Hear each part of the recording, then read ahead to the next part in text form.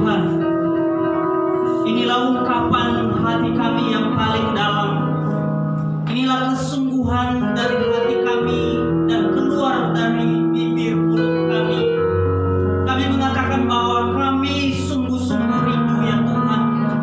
Hati kami bagaikan hati yang haus akan firman-Mu, ingin ditaburi oleh firman-Mu.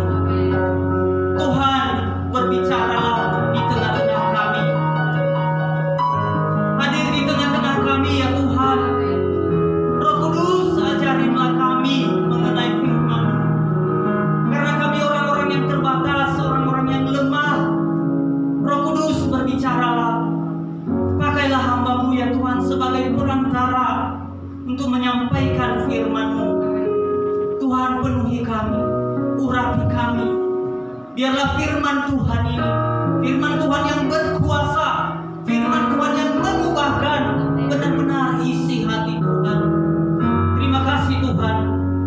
Siapkan hati jemaat-Mu, siapkan hati kami ya Tuhan, siapkan pikiran kami.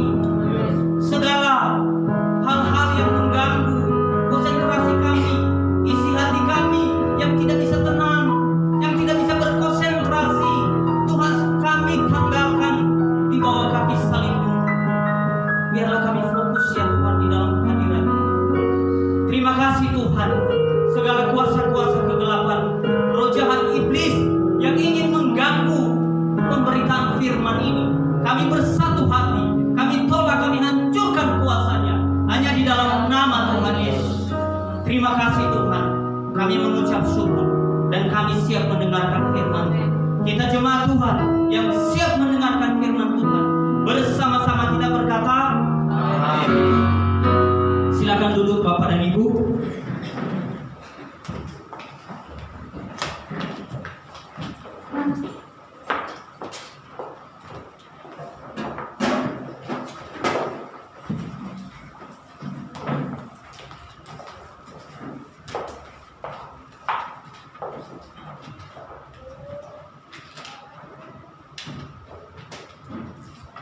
Puji Tuhan, saya sapa kita. Shalom. Shalom. Sekali lagi, shalom. Shalom. Apa kabar? Luar biasa. Saya ulangin, kalau saya bilang apa kabar, yang utama puji Tuhan luar biasa. Oke? Apa kabar semuanya? Puji Tuhan luar biasa. Baik, teman-teman, Bapak dan Ibu, saya melihat ada sukacita yang luar biasa pada hari ini karena kita bersekutu bersama dengan Tuhan. Dan tentu kita menyampaikan sekali lagi selamat ya kepada keluarga baru pada hari ini. Ini adalah perdana bagi mereka, untuk keluarga baru mereka untuk ibadah bersama ya. Jadi kelihatan Bang Budi sekarang sudah orang tua gitu ya, yang biasanya kalau ibadah itu sembunyi-sembunyi di belakang, tetapi hari ini dia di depan ya. Amin ya. Amin. Luar biasa. Ini perkembangan yang luar biasa kepada saudara kita. Baik, puji Tuhan. Kita akan merenungkan firman Tuhan pada hari ini yang kita ambil daripada Wahyu pasal yang ketiga ayat 7 sampai ayatnya yang ke-13. Wahyu pasal 3 ayat 7 sampai ayatnya yang ke-13. Wahyu itu kitab terakhir dari perjanjian baru. Sudah ketemu semua? Amin. Amin. Judul perikopnya adalah kepada jemaat di Philadelphia. Saya akan membacakan kepada kita. Dan tuliskanlah kepada malaikat jemaat di Philadelphia, inilah firman dari yang kudus, yang benar, yang memegang kunci Daud. Apabila ia membuka, tidak ada yang dapat menutup. Apabila ia menutup, tidak ada yang dapat membuka. Aku tahu segala pekerjaanmu.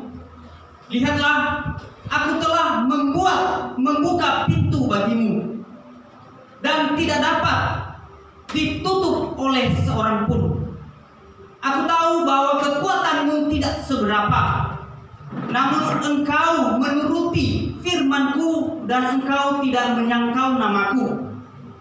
Lihatlah beberapa orang dari jemaah iblis, yaitu mereka yang menyebut dirinya orang Yahudi, tetapi yang sebenarnya tidak demikian, melainkan berdusta. Akan kuserahkan kepadamu.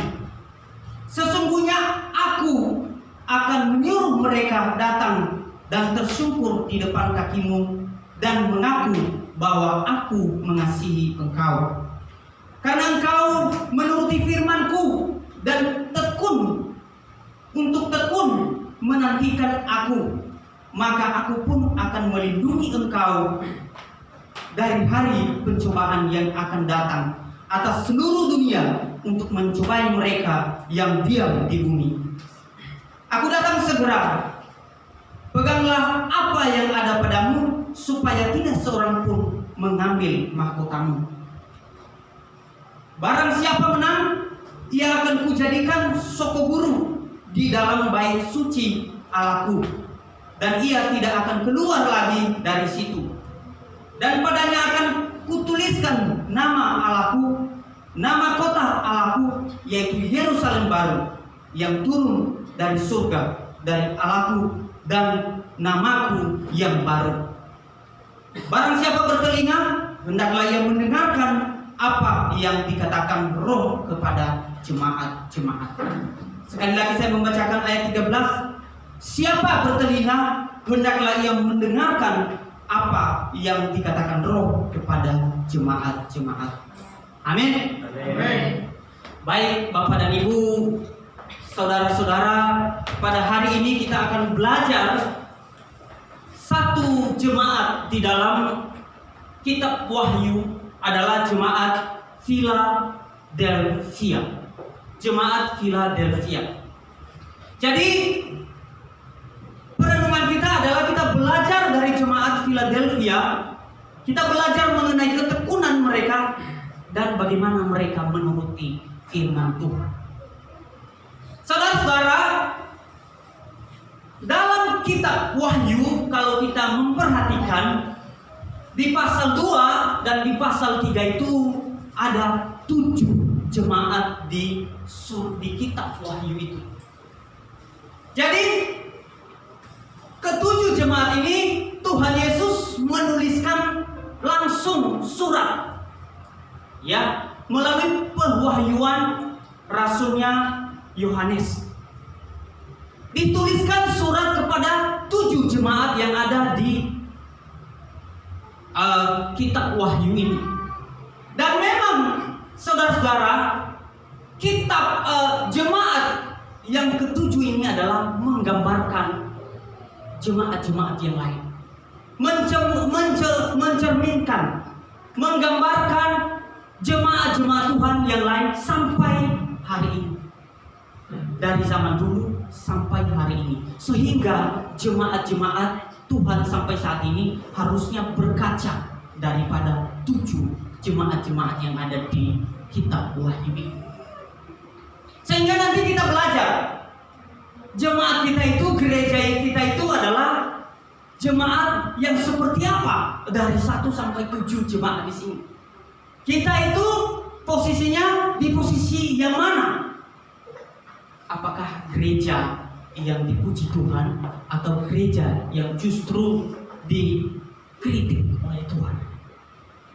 Teman-teman, saudara-saudara, jadi Philadelphia artinya, kita artikan dulu bahwa Philadelphia itu sebenarnya adalah kasih kepada saudara. Ya, Philadelphia itu diambil dari bahasa Yunani, artinya adalah kasih kepada saudara. Karena dikatakan di dalam buku tafsir bahwa Philadelphia itu sebenarnya jemaat Tuhan mengambil nama itu ketika seorang raja yang mendirikan kota itu yang bernama adalah Raja Attalus, maka dia memberikan nama kota itu sesuai dengan nama adiknya. Ya, nama adiknya yang bernama Philadelphus. Sehingga kota itu disebutkan sebagai kota Philadelphia. Jadi seorang raja yang memberikan nama kepada adiknya Philadelphus, sehingga dia mendirikan kota Philadelphia itu dan diberikan nama Philadelphia. Dan sehingga jemaat yang ada di situ, mereka juga mengambil nama jemaat Philadelphia, karena kasih, diibaratkan kasih seorang raja kepada adiknya. Begitu juga jemaat Philadelphia mengasihi Tuhan seperti raja yang mengasihi adiknya. Jadi itu latar belakang mengenai nama dari kitab Philadelphia ini. Jemaat Philadelphia. Bapak dan Ibu, saudara-saudara, kita akan melanjutkan. Philadelphia sebenarnya mereka memiliki tantangan yang sangat berat daripada gereja-gereja yang lain, daripada jemaat-jemaat yang lain. Mereka memiliki tantangan yang begitu berat, tantangan yang begitu kompleks yang dihadapi oleh jemaat di Philadelphia. Yang pertama, apa yang menjadi tantangan bagi mereka? Apa yang menjadi yang membuat iman mereka harusnya meninggalkan Tuhan? Yang harusnya mereka tidak bisa teguh, tidak bisa hidup di dalam firman Tuhan. Ada 3 tantangan minimal yang mereka hadapi. Yang pertama yang dihadapi oleh jemaat Philadelphia adalah karena Philadelphia itu adalah kota yang terkecil di antara jemaat-jemaat yang lain. Itulah tantangan yang pertama yang mereka hadapi. Kota itu kota kecil dan jemaatnya juga kecil. Bisa dibayangkan hampir mirip-mirip nantinya dengan kita di sini. Jemaat kita kecil biasa. Inilah tantangan yang mereka hadapi. Kotanya kecil, jemaatnya kecil. Yang kedua, tantangan yang mereka hadapi adalah kota ini berada di jalur gempa. Di jalur gempa, sehingga dikatakan di dalam buku tafsir mengatakan bahwa pada tahun ke-17 Masehi itu kota Philadelphia itu pernah hancur oleh gempa. Sehingga orang-orang tidak berani tinggal di tempat itu. Sehingga orang-orang tidak berani betah lama-lama di kota itu. Sehingga kota itu sulit untuk berkembang. Karena kota itu adalah jalur gempa. Seringkali terjadi gempa di kota itu. Itu tantangan bagi mereka di dalam jemaat ini. Bayangkan Bapak dan Ibu, kecil, susah berkembang, terus dia juga banyak tantangan. Dia bisa sewaktu-waktu kena gempa. Dan yang ketiga, Bapak dan Ibu, tantangan yang dihadapi oleh jemaat itu adalah, kalau kita perhatikan di ayatnya yang ke-9 itu adalah, lihatlah beberapa orang dari jemaat iblis, yaitu mereka yang menyebut dirinya orang Yahudi, tetapi yang sebenarnya tidak demikian. Selain dari hal yang kedua, yang ketiga adalah mereka itu dikelilingi oleh jemaah iblis. Bayangkan Bapak dan Ibu, sampai saya merinding. Sudah kecil dan sebagian besar penduduknya adalah jemaah iblis. Jemaah iblis itu apa? Adalah mereka antikris. Mereka adalah pengajaran-pengajaran sesat yang bisa menarik jemaat Philadelphia itu untuk tidak bisa berkembang, untuk bisa hancur. Inilah tantangan yang dihadapi oleh jemaat Philadelphia. 3 tantangan. Tetapi pertanyaannya, apakah jemaat Philadelphia hancur? Apakah jemaat Philadelphia undur di dalam Tuhan? Apakah jemaat Philadelphia menjadi lemah, menjadi tidak semangat? Bapak dan Ibu, justru di dalam wahyu ini dikatakan oleh Tuhan bahwa salah satu jemaat yang dipuji oleh Tuhan adalah jemaat Philadelphia, yang mendapat pujian daripada Tuhan. Jemaat-jemaat yang lain dikritik oleh Tuhan. disuruh untuk bertobat. Selain jemaat Smyrna, jadi ada dua jemaat ini, jemaat Philadelphia dan jemaat Smyrna. Dan memang jemaat Philadelphia ini yang sangat benar-benar mendapatkan perhatian khusus dari para jemaat. Karena kenapa tadi? Karena mereka itu kecil, mereka itu berada di jalur tempat, mereka itu dikelilingi oleh jemaat-jemaat iblis.